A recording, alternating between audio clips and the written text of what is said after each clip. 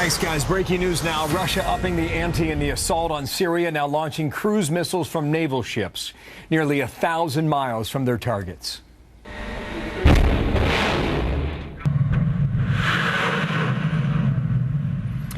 Those missiles flying over Iran and Iraq, taking the war in Syria to a whole new level today. As we wake up to this news, good morning, everybody. I'm Bill Hemmer. Welcome here to America's Newsroom. Off we go. I'm Martha McCallum. So the Russian President, Vladimir Putin, apparently catching President Obama off guard once again. This time with a high-tech assault. It is part of a larger land, air, sea offensive. All of this power in support of the Syrian regime and Assad. Defense Secretary Ash Carter, trying to come up with some kind of response with NATO, says that Russia's strategy is at odds with the United States. They continue to hit targets that are not ISIL. We believe this is a fundamental mistake. Despite what the Russians say, we have not agreed to cooperate with Russia so long as they continue to pursue a mistaken strategy and hit these targets. Let's go to Greg Palcott, who is live inside NATO headquarters in Brussels, Belgium. Greg, how is NATO reacting to Martha, all of in this? my brief time here, it comes to me that NATO had an easier time containing the then Soviet Union than dealing with the Russia of Vladimir Putin. There were strong words today. NATO warned of what they called a strong increase in military presence by Russia in Syria, saying it was a reason for concern, including, as you mentioned, those cruise missiles and an expanded coordinated ground and air operation. All this was topic number one for discussion of a meeting of defense ministers here of the 28 NATO countries. That includes U.S. Secretary of Defense Ashton Carter. Here's some more strong rhetoric from In Syria, we have seen a troubling escalation of Russian military activities. We will assess the latest developments and their implications for the security of the alliance. This is particularly relevant in the view of the recent violations of NATO's airspace by Russian aircraft. I asked the Secretary General, beyond those words, beyond the defensive measures for their member Turkey, what else could NATO do to influence a policy enacted by Russia that it certainly, clearly disapproves of?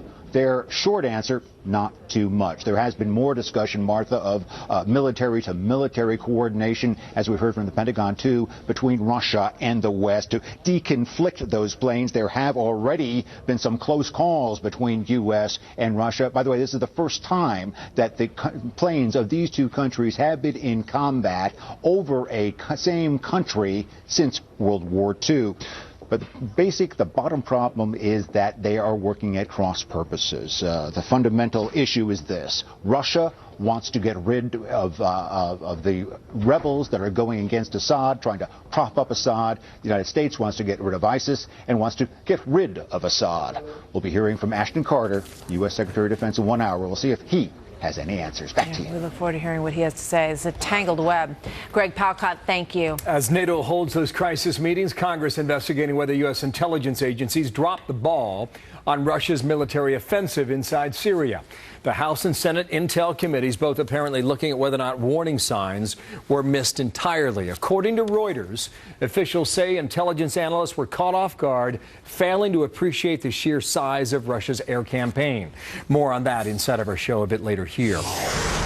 Another Fox News alert now. New reports Hillary Clinton's infamous private email server was the target of foreign cyber attacks from China, Germany, and South Korea. The server Clinton used as Secretary of State said to be unprotected for more than 3 months prior to that, raising huge national security questions. I want to bring in Stephen Dinan, political editor of the Washington Times from the Hill. And Stephen, welcome back here. You think a couple months ago, 21 million Americans had their data stolen while working for the government in Washington and OPM. How significant is this now, Stephen?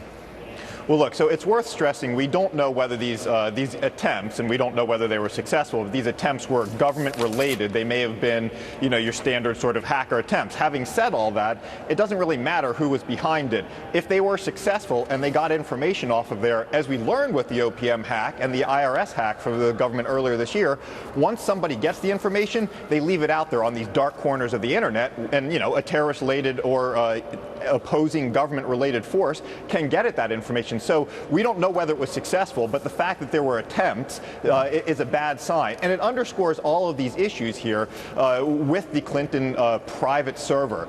She's shown that she was not particularly tech-savvy, and that has all sorts of implications for her going forward as a presidential candidate, both politically and then as her claims to leadership skills if she were president. This is what her team put out. Brian Fallon, spokeswoman from Hillary Clinton, one of several tweets. This is one now. Associated Press, AP waits till sixth paragraph to note hack attempts may have been the sort of nuisance attacks that hit computer services the world over, end quote.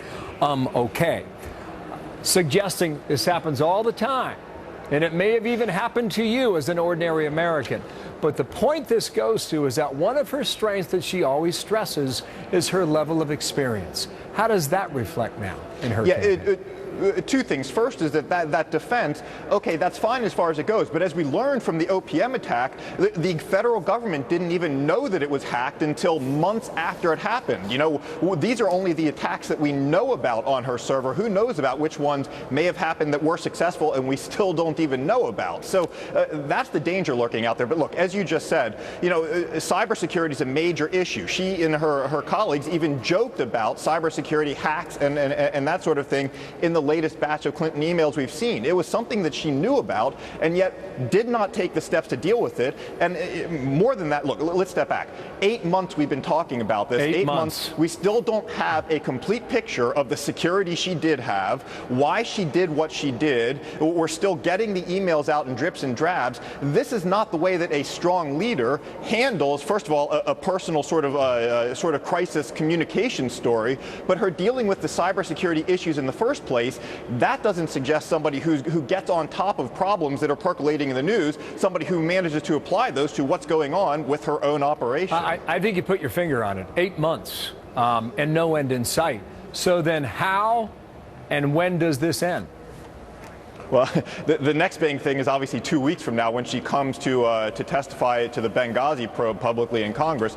That'll be a big moment for her, and she'll have a chance to try and put a lot of these questions to bed, but she'll have to actually have a story there that's coherent and that gotten so far. I could go through them one by one, but every single version we've gotten so far turns out to not be exactly true or to be somewhat substantially different than the facts, you know, a month or a week later afterwards. So what she does in 2 weeks is going to have to stand the test of time. The first time you start seeing breaks in that, this gets renewed for, you know, months going into Iowa caucuses next February. Thank you, Stephen. Stephen Dunn in Washington Times there on Capitol Hill. Thank you for your time and analysis there.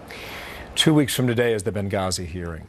In 5 days, you have the Democratic debate in Las Vegas, the first time she will be on stage with her rivals on the Democratic side. How's that going to go? And how deep will the hosts at CNN get into this matter? It's going to be Hillary Clinton and Trey Gowdy asking questions. He has wanted this moment for a long time. She claims that she is looking forward to this opportunity to finally put this issue to rest. Will she be able to do that is going to be a pivotal moment in her campaign either way. So we'll see what happens on October 22nd.